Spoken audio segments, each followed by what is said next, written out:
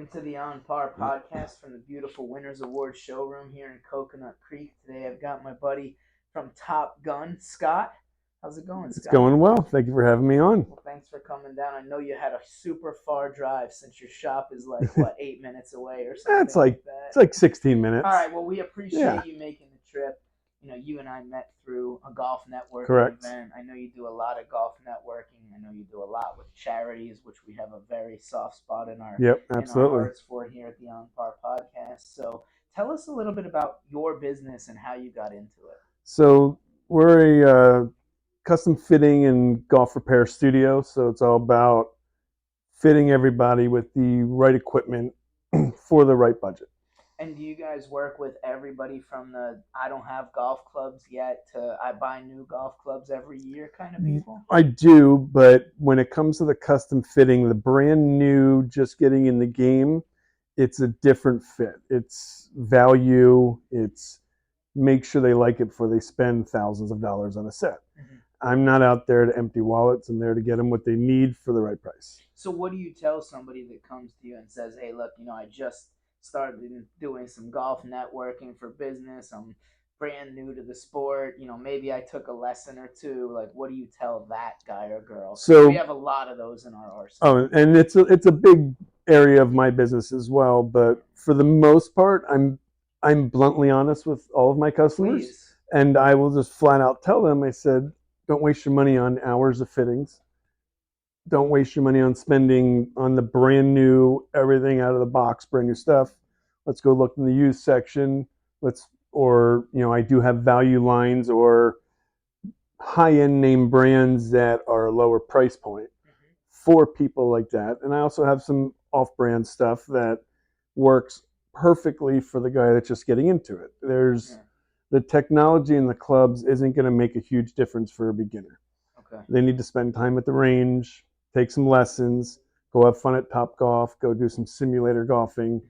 It's all about repetition. Yeah, and Sean Kicker, who's my co-host on the podcast, and he's a golf pro, and he's the director of First Tee Broward right now. Sean tells people, like anything else, when you're learn the right technique and practice. Absolutely. Right? That's the only way to get good at it. So you've got a wheelhouse, so to speak, for the new golfer.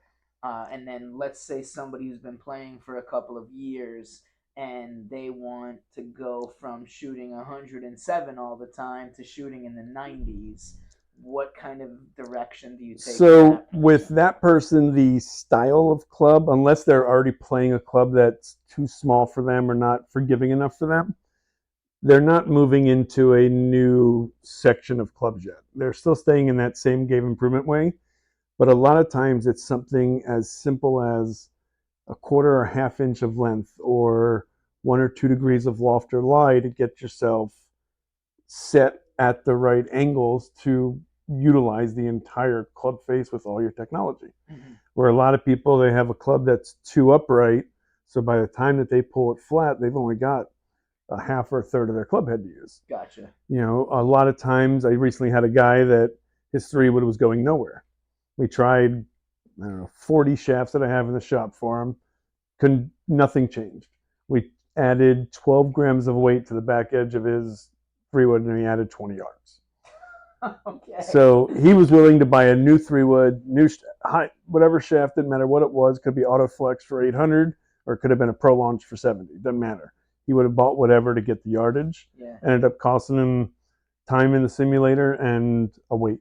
And how much time did you spend, let's say, for example, with that gentleman in the simulator? So we were doing other stuff as well. So we were together for about an hour and a half, but that portion, after trying the shafts, which took about 20 minutes, maybe another 10 minutes of messing around with weight. Yeah. Okay. And then what about someone who's in the low 90s that wants to, break 90 consistently? Are they moving up into that next echelon? They should be. And nowadays with technology, they have a new genre, I guess. It's the players' distance irons. They are played on tour, but they're also played by 20 handicappers. Okay. They are, either partially or fully forged. So you still get that soft feel that the players love, but if you hit on the toe or the heel, thin, whatever, it has enough technology to help correct. Hmm. So people like that could come into that, but sometimes they like to have one shot shape and they don't want anything else. And a game improvement club will do that because that's designed to hit it high and left. Got it. So somebody that likes that, there's no reason to take them out of it if that's their game and they hit it solid. Okay. I'm not going to, just because someone's a scratch golfer doesn't mean I'm going to put them in blades. Yeah. There's plenty of scratch golfers that use game improvement irons. Okay. Okay. So it's really just tailoring it It is. to the It's exact specifications that they need, 100%. and whether or not they've been playing for 2 weeks or 26 years, there's going to be a whole different Absolutely. conversation. And even if I had two scratch golfers, Hmm. my fitting's going to be completely different with both of them. Yeah. I hit the same points basically in every fitting, but not in the same way. It just depends on the person's swing. Through the launch monitor, I'm looking at paths, I'm looking at club face, and making sure that the numbers we're getting are off of shots that he would consistently hit.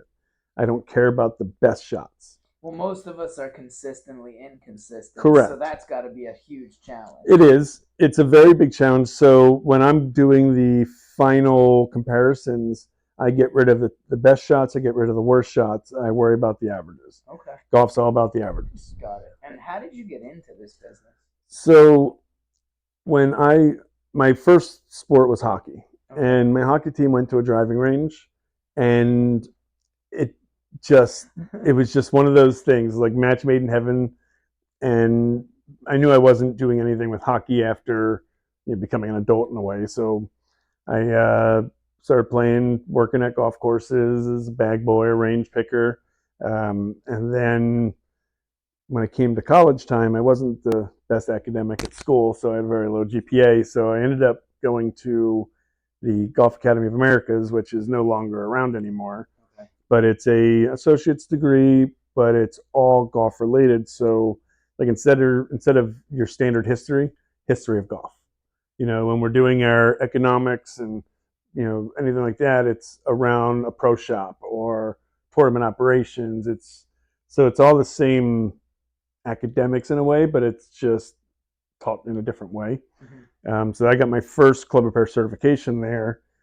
But when I left school and went out to the world, I was a club pro for a little over a decade, all through South Florida and a little bit in Georgia.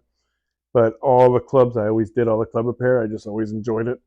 And about about 12 years ago, I owned a mobile club repair business called the Golf Truck, where we hung out at driving ranges, went to offices, anywhere, and everything on site. But the problem was, my regulars could never find me. I could be in Port St. Lucie, I could be in Orlando, or I could be in the Keys, and it was too hard. Plus, I couldn't stock enough stuff because I was limited on size of the truck. Um, so I started Top Gun recently to fix all the things that I did wrong the first time, Okay. and it's been going well so far. So how, as a newer business, even though you're not a new business because you had the truck first, how are you leveraging your networking efforts and your charity efforts and other ways? Like, how are you getting business for Top Gun? So a lot of it is word of mouth. I play golf with a big group every Saturday, and almost every one of them has clubs for me, or at least something in their bag for me. Okay. I do a lot of social media. Like most of it's posting the stuff I've built or the stuff that I carry. You I'm not a social media manager by any means. I Right. just take pictures with my And phone you're and not post them. pretty enough to be an influencer, of Absolutely course, not. right? Absolutely not. So, So I do a lot of that. I have, I've put a couple very small budgeted Google ads and Facebook ads. okay, I don't even know if they even turned into anything, to be honest. sure. And then I donate to just about any charity that is in our area that's a good cause.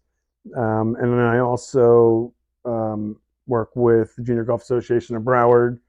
Okay. The entire tour gets discounts with me, and I try to do the best I can on equipment when manufacturers allow. I take care of all the prizes for them at the end of the season.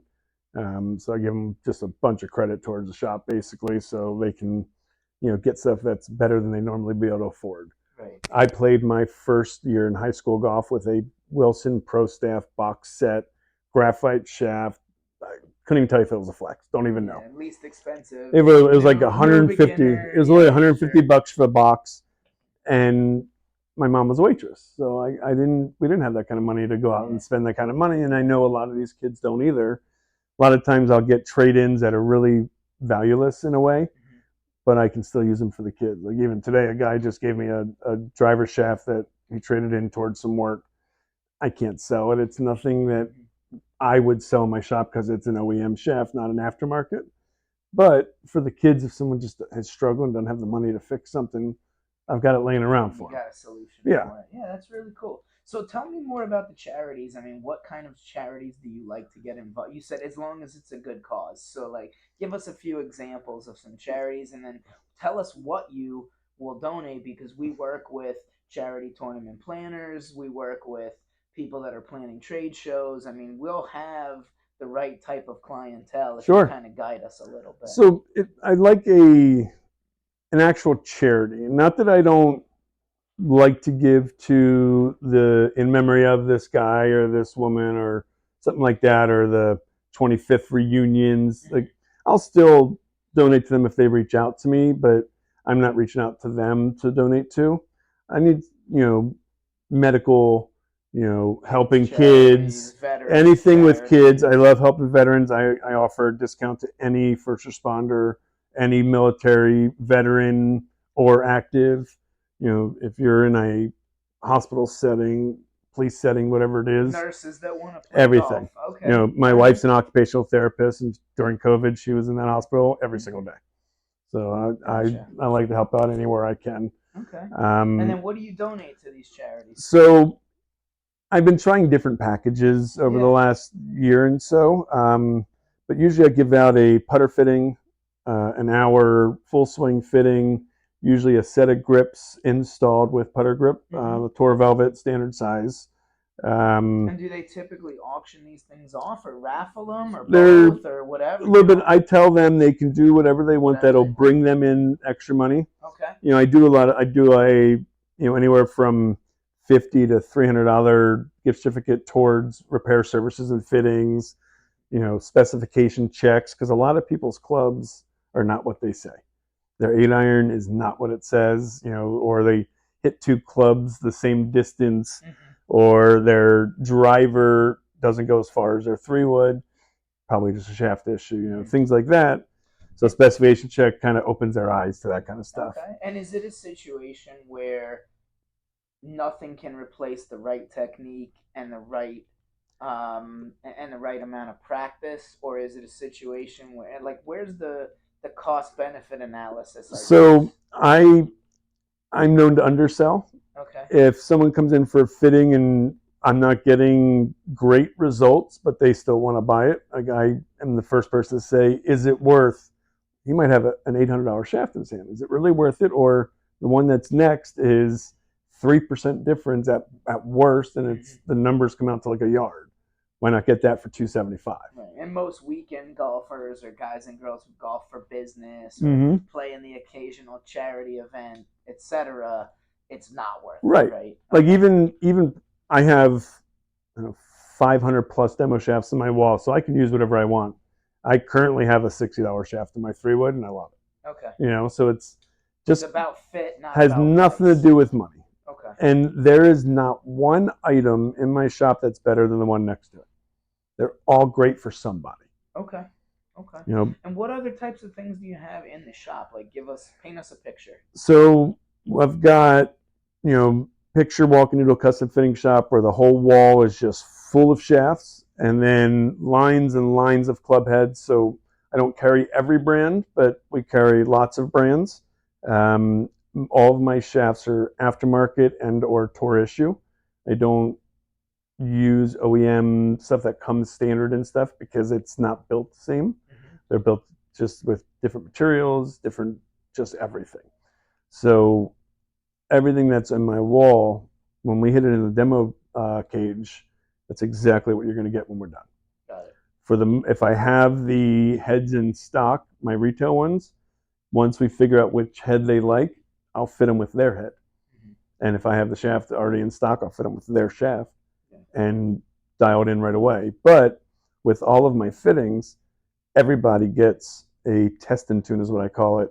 They come back in after a month or so of playing, and we interview a little bit. What are you missing? What do you like? What don't you like? How's the weight?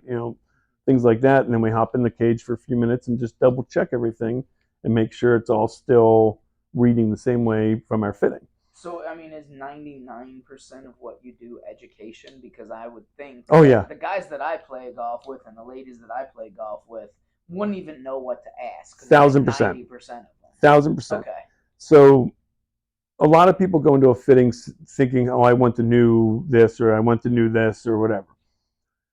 When they tell me that, then I start taping up all the heads so they don't know what I'm giving them. Okay. 1,000% agnostic to brands. I bring brands in that I trust, respect, and know that I'll get good quality. Yeah. So that's why I don't carry everybody. But it's all about making it that person's fit. That's the only thing that matters. And if I can't do it better, I'm not charging them for their fitting. Okay. Because it's if I didn't give them a service that matters. Now, even this morning, I was doing a fitting right before coming here, and it turned into more of like a pseudo lesson because if I can't get the reads, I can't give you a true fitting. Therefore, I can't back what I do. And I back everything I do. If someone calls me a month later and says it ain't working, I'm going to swap it out for something, or we're going to figure out why it's not working. I'm a small business, and if I get bad word of mouth around, it could destroy me. It's not going to hurt my big competitors.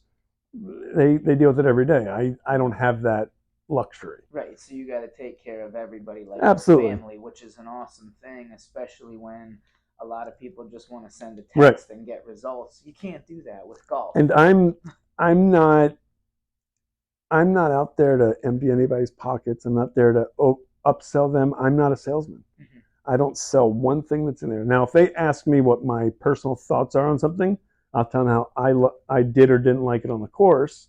Like my number one selling driver doesn't work well with me. Okay. So, but it doesn't mean it's a bad driver. Well, no, I mean you're also not trying to fit their glove on your exactly. hand either. Exactly. You guys might have different length of fingers and exactly. wideness of your hand and thickness of your palm. And even some of them adding shortly is golf ball fittings because most people play the wrong golf ball.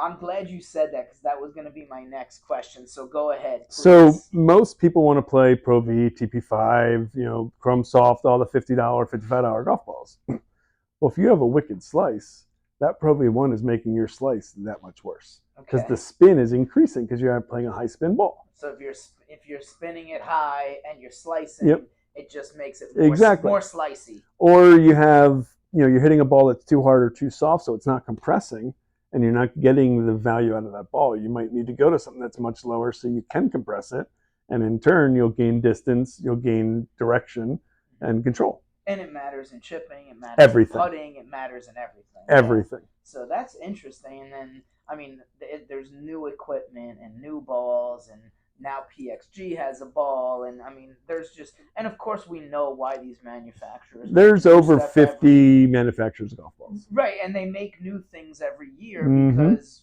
quite honestly, people will buy it. Yep. Right? I mean, it's no other reason because this year's technology may not be that much off of last year. Like iPhone makes a new phone every 2 years, but they haven't really changed. All they talk about is their camera. Yeah, all they talk about is camera. And my customers hear me say it all the time. It's just you don't need to get something only if it's going to benefit you. Yeah. That's the only thing that matters.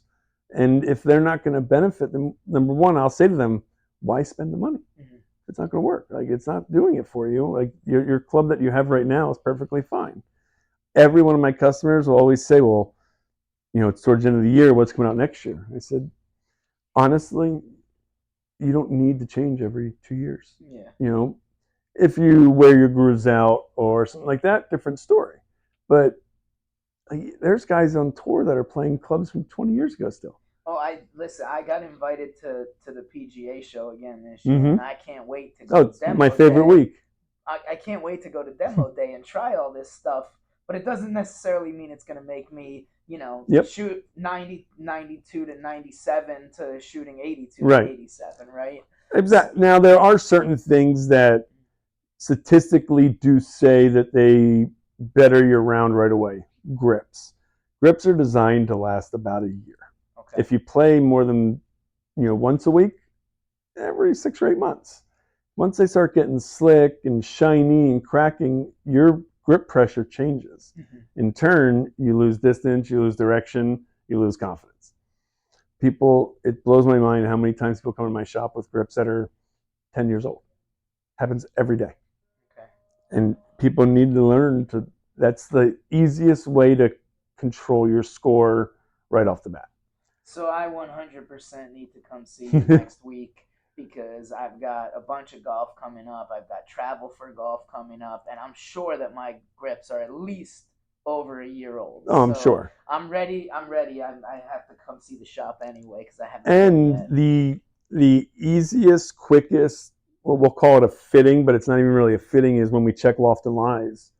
And 1 degree could change your direction 15 yards. It's that ball might be starting the wrong way, or because the length is so long, you're holding them too upright or too flat.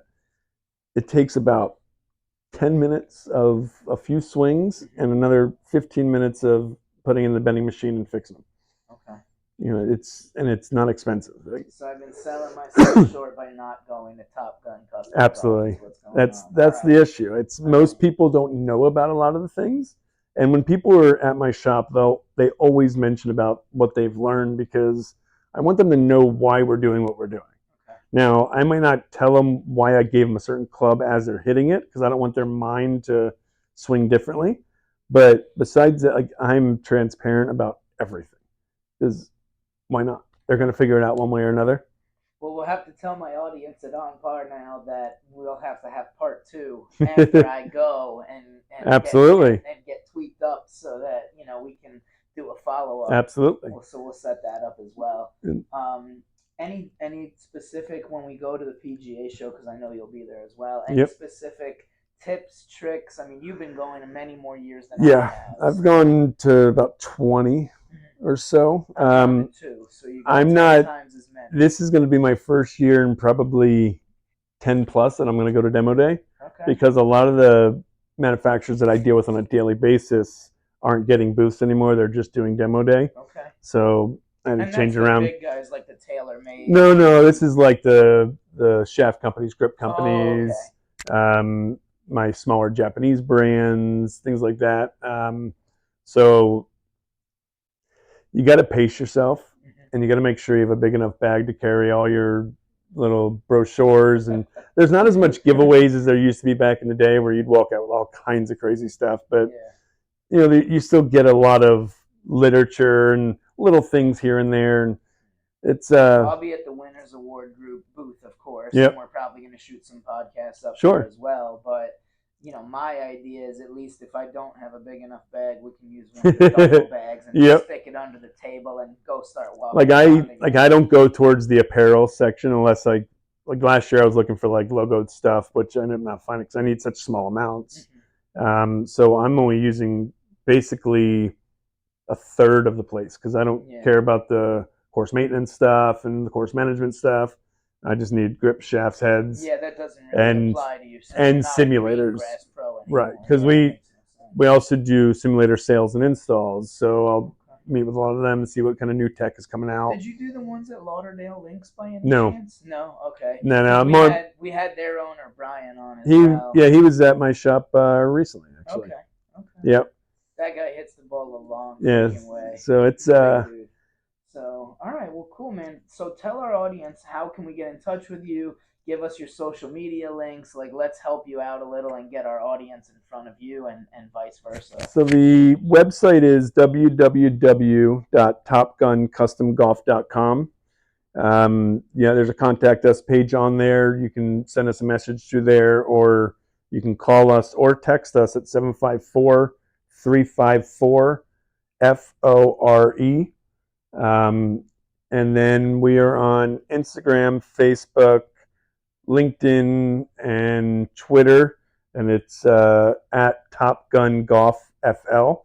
Okay. You can find us and all that. You can see a lot of the stuff that we've built and posted and sent out, and get some pictures of our shop and everything. Very cool. Very cool. Well, thanks so much for being with us today, I Scott. enjoyed it. That's Scott from Top Gun Custom Golf. He's going to be my new club fitter. He just doesn't know it yet. And for the Winners Award Group showroom here in Coconut Creek, Florida, I'm your host, Drew D. Alberto, and we'll catch you again next Thursday with another episode.